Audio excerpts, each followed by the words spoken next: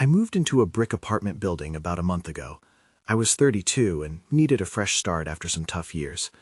I thought a new place would help me focus on my work as a freelance graphic designer. The building had charm with its tall windows and creaky wooden floors. I hoped it would inspire my creativity. At first, it felt normal. The first few nights were quiet, but then I started to hear faint thuds and scratching sounds from the bedroom wall. I thought it might just be the old building settling. It wasn't anything I couldn't ignore, so I turned my music up to drown it out. As days went by, the noises grew louder. The scratching sounded more like whispering. I wasn't sure what to think at that point. I would stop working and listen closely, but the voices were always muffled.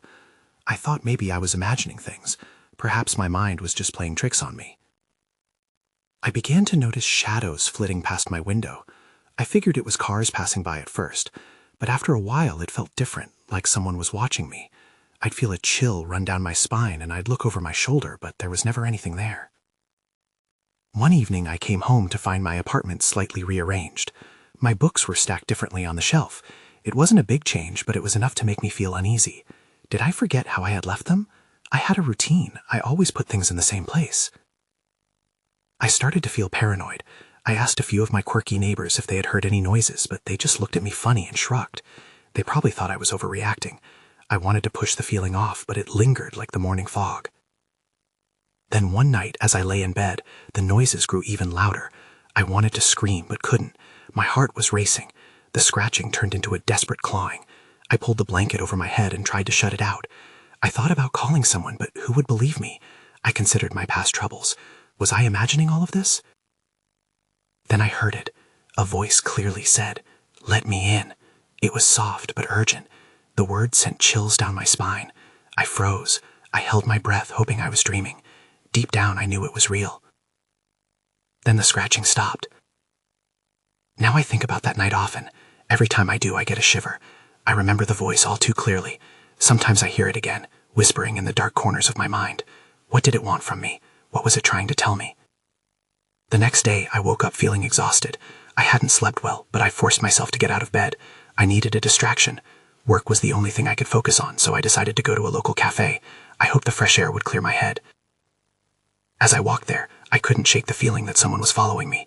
I glanced over my shoulder, but nothing seemed out of the ordinary, just the usual morning commuters. Still, I hurried my pace. The cafe was a bright spot among the dull buildings, and the comforting aroma of coffee filled the air when I stepped inside. I settled into a corner with my laptop, determined to forget about last night. But it wasn't long before my thoughts drifted back. I wanted to try to make sense of what was happening. I wondered if I should confide in someone, a therapist, a friend, but I felt too ashamed to tell anyone. Who would believe me? I barely believed myself. After a couple of hours of half-hearted work, I decided to take a break. As I scrolled through my phone, I stumbled across an online forum for paranormal experiences. Curious, I clicked on a post about voices in the walls. People shared their terrifying stories, and as I read each one, I felt a knot tighten in my stomach. Could my situation be part of something bigger? I spent the rest of the day lost in the posts. They ranged from strange noises to full-blown hauntings. I was both fascinated and terrified. One comment caught my eye, a recommendation for an old book at the local library about urban legends in my neighborhood. Maybe it could shed some light on the apartment's history. With a new sense of purpose, I made my way to the library after I left the cafe. The building was nondescript, a brick box with few windows. Inside, it was cool and quiet. Books lined the shelves like guardians of forgotten stories. I approached the librarian and mentioned the eerie voice I had heard.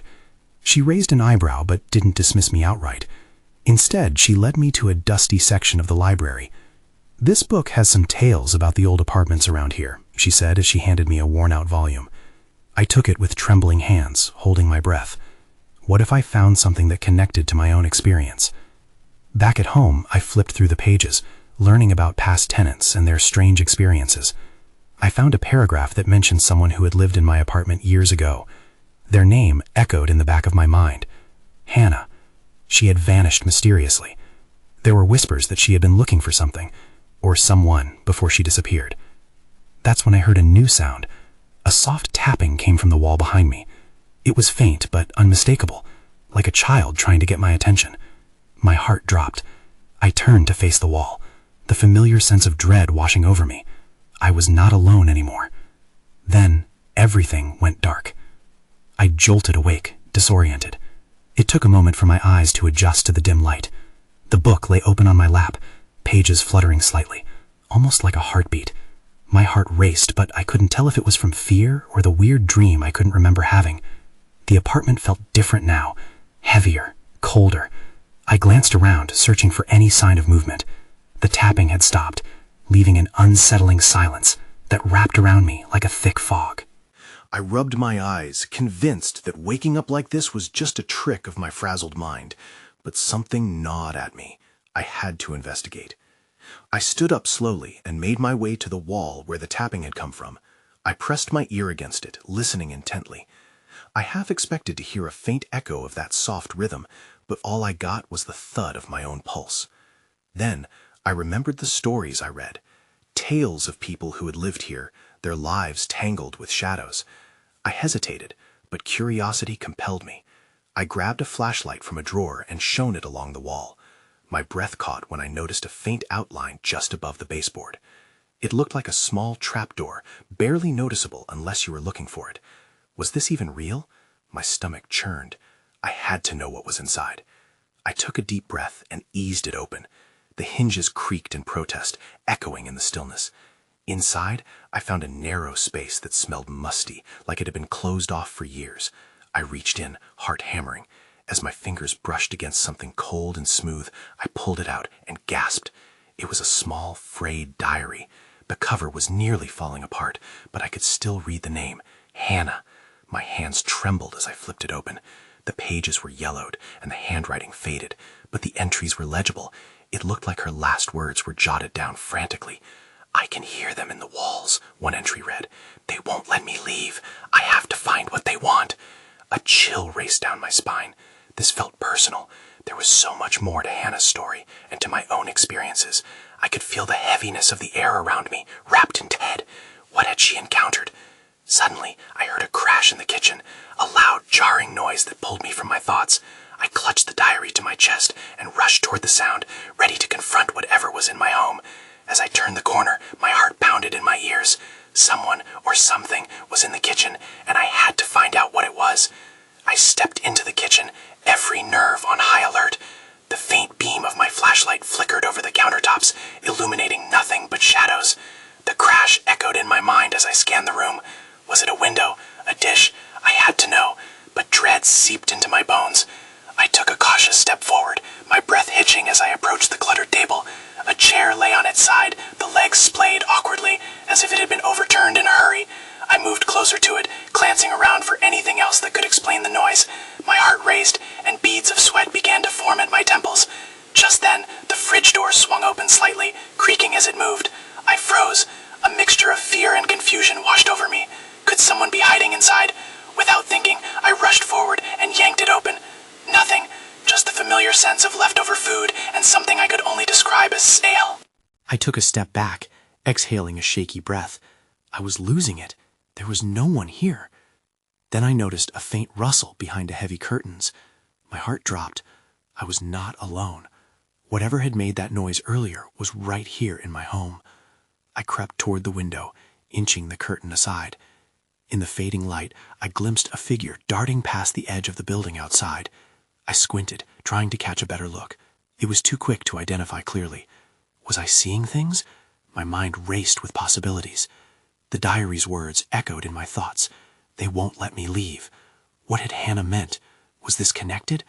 The fear bubbled inside me, a tornado of uncertainty, as I turned around, ready to back away. That's when I saw it, a small scrap of paper stuck under the table. My heart sank further as I bent down to grab it, wondering if it was another clue or just my imagination playing tricks on me. I unfolded it carefully. My pulse quickened as I read the scrawled handwriting, shaky but familiar. It was a note. "If you find this, don't trust them. They want you too." A chill blared in my mind. Who was they? Had Hannah left this for me? A sudden crash in the other room jolted me, panic flooding through my veins. As I turned to run, The lights flickered and went out, plunging me into darkness. I stumbled, trying to find my way back. Everything felt wrong. I was trapped. What had started as a simple curiosity had spiraled into something terrifying. And then I heard it, whispers seeping through the walls. I pressed my back against the cool wall, gripping the diary tightly as fear surged through me. Who was with me? I had to figure this out before it was too late, but the weight of the unseen tension hung heavy as I strained to hear, and I knew I was running out of time. I pressed my head against the wall, straining to hear. The whispers seemed to dance around me, shadows of voices just beyond my reach. Who were they? Anxiety twisted in my gut as I tried to pick out distinct words, but it was a futile effort, just muffled murmurs that sent chills down my spine. Then, the soft creak of floorboards broke through the whispers. My pulse quickened. I wasn't alone anymore.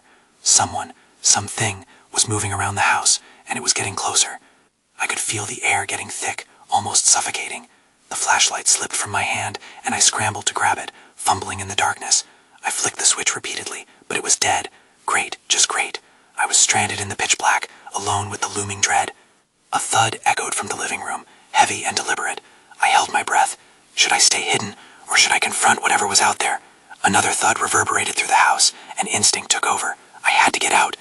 I took cautious steps, my heart drumming in my ears as I made my way toward the front door. The whispers grew louder, almost mocking me. Every inch felt like a decision, a chance to either escape or walk into danger. Just before I reached the door, I heard a voice, clear this time. Help me. The plea sent shivers racing down my spine. It was a woman's voice. A rush of recognition washed over me. It sounded like Hannah. Was it really her? Was she in trouble? I paused, torn between running outside where I might be safe and moving toward the voice. Hannah? I called out, my voice shaky. Is that you? There was silence, and then a soft sob rippled through the air. My heart twisted. I had to find her. I turned back toward the living room, my feet moving almost of their own accord. The darkness was thick, wrapping around me like a cloak. I pushed through it, my hands out before me, searching for walls or furniture. Another crash erupted from deeper inside the house, a loud reverberation that seemed to shake the very foundation. I jumped, but adrenaline buzzed through me, urging me forward. I could feel a presence close by, making the hairs on the back of my neck stand up. I reached the doorway to the living room, hesitating as I stepped over the threshold. Light seeped through the curtains, illuminating dust particles dancing in the air. But the room was empty. Was it all in my head? Just when I thought I might be losing my mind, I noticed the corner of the couch was pushed aside. Something glittered on the floor, catching the minimal light. I knelt down, my heart racing, and picked it up. It was a small key, cold and metallic in my palm. What's this for? I muttered to myself. A door, a lock? Had Hannah left this behind? Before I could contemplate further, the front door rattled. It rattled again, this time more violently. I jumped back, adrenaline coursing through my veins. Someone was trying to get in. They had found me. The rattling stopped, but my heart continued its frantic pace. I couldn't just stand there, paralyzed by fear. Whoever or whatever was on the other side of that door wasn't giving up easily. I slipped the key into my pocket, hoping to put it to use later, and darted back to the shadows of the living room. Silence settled like a heavy blanket. I strained my ears, listening. No whispers, no creaking, just the faint rustle of my own breath. I was aware of every sound. It felt like the walls were watching me, closing in with each passing second. I crouched behind the couch, peering around the corner toward the door. There was a dark figure outside, just a silhouette. I couldn't make out any features, but I felt a weight pressing down on me as I caught sight of the shadow. It was there, lingering, listening. Then, with a sudden burst, the door swung open. A gust of cold air rushed in as the figure stepped into the house, an impenetrable darkness seeming to spill with them. I couldn't make out their face, but the posture, the way they moved, felt predatory. My instincts screamed at me to hide further, to shrink back into nothingness. But then, a new sound broke the tense stillness. A faint whimper came from behind me. Hannah, I whispered, dread pooling in my stomach. Where was she? Was she in this room? I shifted slowly, scanning the dim corners, looking for any sign. The shadow of the door tensed, as if it had heard me. I ducked back behind the couch, smothering my breath. My pulse surged louder in my ears. I was trapped. They could find me. They could see me. I thought about Hannah and the key in my pocket. I had to try to find her. I peeked again. The figure was standing near the entrance, rigid and still. I needed a distraction, something to pull their attention away. With a shaking hand, I grabbed a small lamp from the table beside me and tossed it across the room. It smashed against the far wall, scattering shards of glass in every direction. The figure turned sharply, taking the bait. I seized the moment and moved silently toward the kitchen, my feet barely making a sound on the hardwood floor. The air felt colder here, the shadows deeper. I glanced back to ensure that the figure was indeed distracted. I needed to call out for Hannah, but words choked in my throat. Panic threatened to overtake me, but there was no time. I had to press forward. The whispers had returned, quieter now, as if they were closing in on me again. Then I remembered the key. It was something, at least. Maybe it could unlock something that could help us. I hurried to the back door, praying it hadn't been locked. I fumbled around the door frame, looking for a lock. There was one, but it was old and rusty. That's when I heard it. The figure was back, moving toward me. I could feel the heaviness of their presence creeping closer, as if they were hunting me down. My breath hitched. They were searching for me now. I had to act fast. Suddenly, the back door swung open with a loud creak, the darkness spilling in. I turned in shock, ready to face whatever had come for me, and that's when I saw it. A glint of silver in the shadows, another key hanging from a chain around their neck.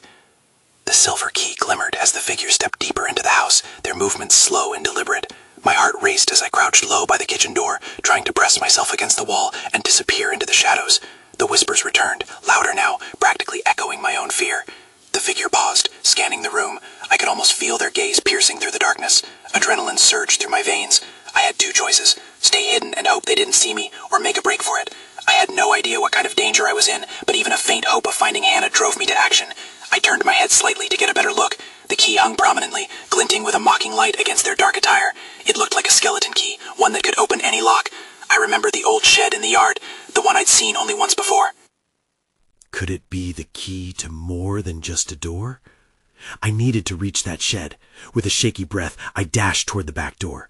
The figure turned, their heads snapping in my direction, as if they sensed my movement. Panic surged through me.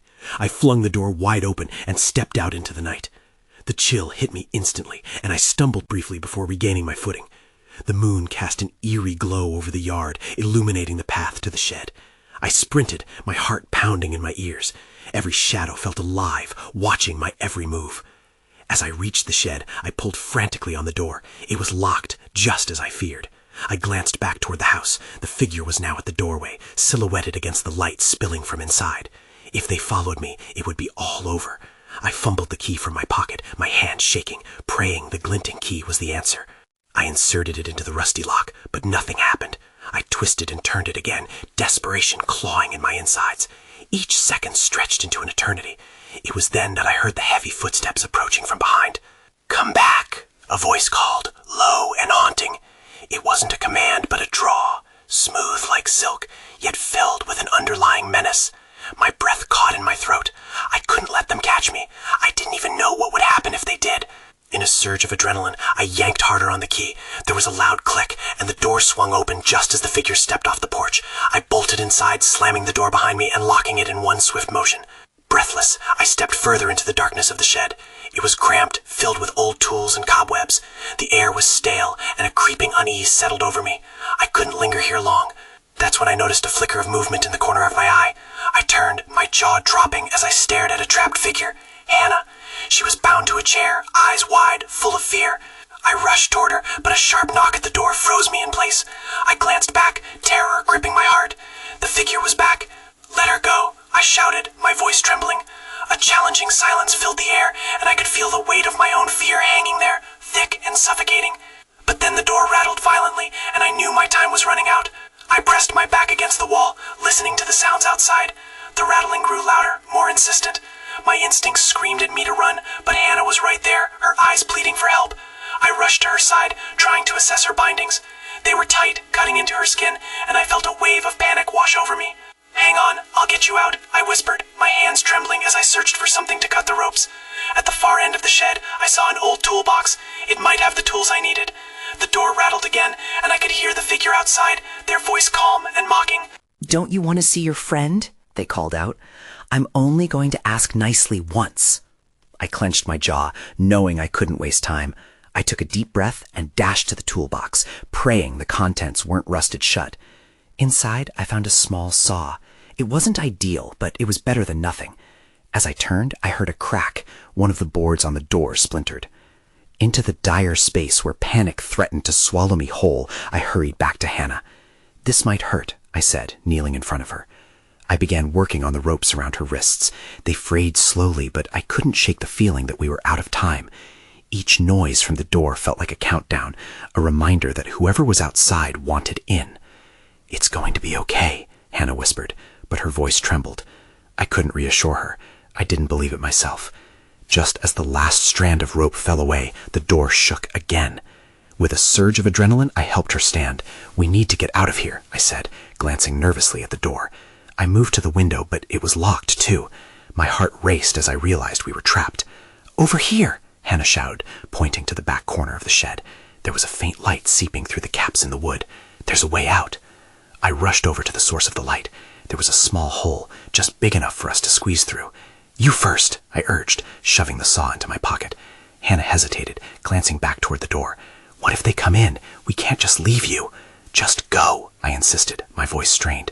The rattling was more violent now, and I could see a shadow shifting through the cracks. Finally, she crawled through the hole, and I followed her, squeezing through just as the door burst open. I gasped as we landed on the other side, in a small garden behind the shed. We stumbled to our feet, and I took a quick look back to see the figure in the doorway. The dim light revealed their face, and I froze. It was someone I recognized but couldn't comprehend. I turned to Hannah, only to hear footsteps approaching from the side of the shed. "We have to run," I shouted, feeling the urgency grab me by the throat. We took off into the night, but as we sprinted away, my mind raced with questions. Who was that figure, and why were they looking for us? But deeper still was a lurking horror. Someone else was in the garden. The moment we stopped running, I felt the weight of dread creeping back in. The stillness of the garden around us was almost suffocating. Shadows danced in the faint light of the moon, and every rustle sent my heart racing again. "Hannah, do you see anyone?" I asked, breathless, my eyes scanning the darkness. She was pale and shivering beside me, looking just as terrified as I felt. "No," she whispered, but her voice trembled. "We need to get out of here." I nodded, but the thought of where to go next tangled in my mind. The garden was just a small patch of land, surrounded by overgrown hedges. The main road was hidden beyond them, and we couldn't afford to be caught standing still. I leaned in closer to Hannah. "We have to find a way out. There might be a street nearby." I gestured toward the hedge nearest to us. "Let's go." We crept cautiously, the ground soft beneath our feet. Each step felt like it was weighted with fear. What if that figure from the shed followed us? Or worse, what if there was someone else lurking close by? "Hurry," I hissed as we reached the tall, tangled hedge, its branches reaching out like gnarled fingers. Just as we started to push through, I heard another sound. At first, it was faint, a low whispering that I could barely make out amidst the rustling leaves. It sent chills down my spine. My heart pounded louder as I strained to listen. "Did you hear that?" I asked, my voice barely above a whisper. Hannah nodded, wide-eyed. "It's coming from over there." She pointed toward the back of the garden, where the trees grew denser. Torn between curiosity and the instinct to flee, I hesitated. I wanted to ignore it, but something in the air pulled me closer. "Let's check it out," I said, even as a part of me screamed to turn back. We stepped cautiously toward the noise, weaving through the thick branches and underbrush. The whispers grew clear, but still indistinct. They sounded like snippets of a conversation, a rhythm that seemed familiar yet unsettling. "Who's there?" I called out, my voice trembling. "Show yourself." Silence followed, chilling the air around us. For a moment I thought about turning back, but then I saw it, a flicker of light coming from behind the trees. "Hannah, look," I urged, moving toward it. The light pulsed gently, beckoning me closer despite all of my instincts. As we reached the clearing, my breath caught in my throat. In the center stood a small, old-fashioned lantern, glowing softly amidst the shadows. Around it lay scattered photographs, faded images of people I didn't recognize. That's when I saw it. The faces bore a striking resemblance to Hannah and me. My pulse quickened. "These people, they look like us," I whispered, bending down to pick up one of the photos. "Jenna," Hannah's voice was a mixture of horror and confusion. Just then, a figure emerged from behind a tree. My blood ran cold. It was the same face I had seen in the shed. I was frozen in place, gripped by fear as recognition washed over me. "Welcome back," the figure said, a smirk spreading across their face. Panic surged as the reality of what was happening settled in. There were mysteries I thought I could handle, but this was something else entirely. "Run," I gasped, grabbing Hannah's arm. But even as I did, I couldn't shake the feeling that we were about to learn something far more horrifying than what we had already faced. The moment I shouted run, my instincts overrode the rising dread. Hannah and I sprinted past the lantern, its light flickering ominously behind us. I could feel the figure's eyes bore into my back, but we had to escape the chaos consuming us. A sense of urgency propelled us deeper into the garden, toward a zigzagging pathway leading to the outer fence. Branches whipped at my face as we navigated the darkness. My lungs burned, demanding air, but I dared not look back. Each step felt like a race against time, against whatever supernatural force had been pursuing us. Fear wrapped around me like a fog, swallowing the clarity I desperately sought. "The fence is ahead," I gasped, glancing sideways at Hannah. Her face was pale, but determination flickered in her eyes as we neared that enormous wooden barrier. We would make it. We had to. Suddenly, an eerie howl echoed from somewhere behind us. It was a chilling sound that sent ice coursing through my veins. I risked a glimpse over my shoulder and nearly tripped. The figure was no longer just standing idle. They were moving, their shape morphing with every passing second. Smudged nines of darkness taking on an unsettling form. "Go, climb," I urged, reaching the fence. I placed my hands on the rough wood, scrambling to heave my body over. Hannah followed close behind, her foot slipping on the first careless attempt. I turned to help, ready to pull her up, but a thundering crash reverberated through the garden as the figure surged closer. The moment filled with dread. Its presence was palpable, an essence that could be felt like an electric charge in the air. I only had a moment to regain my own footing before I pulled her up, finally getting a grip on her arm. Once over, we tumbled into the next yard, rolling to safety on the other side. We lay there momentarily, gasping for breath, trying to shake the terror that had permeated our souls. In the distance, I could still hear that haunting howl, resonating within my chest. I pressed my ear to the ground and closed my eyes, hoping it would fade. I caught a glimpse of Hannah, her brown hair tossing in the wind, finally looking up at the sky. "Where do we go now?" she whispered, her voice barely above a flutter. "What was that thing?" "I don't know, but we can't go back," I rasped, my voice drowning in confusion. But as she looked at me, fear and determination danced in her expression. We were shared taxis speeding at varying directions, both sensing the innumerable shadows chasing us. "Let's find out who it was," she exclaimed suddenly, and for a fleeting second, the anxiety dissipated, a flickering flame illuminating her resolve. I felt a surge of agreement wash over me, and my thoughts scattered, passing through the chaotic thoughts like a breath of calm. And yet, as we began our hurried march down the street, uncertainty crept back in. "What if they follow us?" I asked. Hannah pulled me closer. "We can't let that stop us. There has to be a way to understand what's happening. We owe it to those pictures, or whatever that was." Her voice wavered, but remained steadfast. We turned a corner, earbuds in life leading us toward a small diner, luminous and warm in the growing dusk. It might not have been perfect, but the familiar scent of impending comfort met our noses, a sanctuary amid chaos. As we slipped inside, the warm air enveloped us, and the bell above the door tinkled cheerfully, but I could only focus on the overwhelming weight still pressing on my heart. I glanced around. The rustic decor and friendly chatter brought a hint of solace, but instinctively, I knew we were still trapped in a web of unanswered questions. The tale of Hannah and my twisted fate felt woven with threads that led back into that apartment. We chose a small booth, trying to catch our breath without surrendering to the haunting truth cloaked in shadows. "What do we do about those pictures?" Hannah asked, fingers nervously tracing the table's surface. "I think we need to find those names, the people who looked like us," I whispered. But even as we talked about plans, the unease lingered, like a darkness that enveloped us, ready to latch on the moment we let our guard down. Until now, we had only been running, but to where? The door swung open suddenly, and I shot upright, blood running cold as everything felt eerily familiar. A figure stood at the door, silhouetted against the light, the same form I'd glimpsed in the garden. I couldn't bear to breathe. As their figure slipped inside, the tension snapped. Whatever answers awaited us, they were tied to the shadows, that mystery lingering just out of reach, threatening to ensnare us once again. And while the figure walked quietly to the counter, carrying a knowing smirk, the whispers from the walls surged back into my mind, asking me to wander the unfathomable depths of our haunted destinies. Would we ever break free, or were we bound to this story forever? I didn't know. There was a lingering uncertainty that took root in my soul,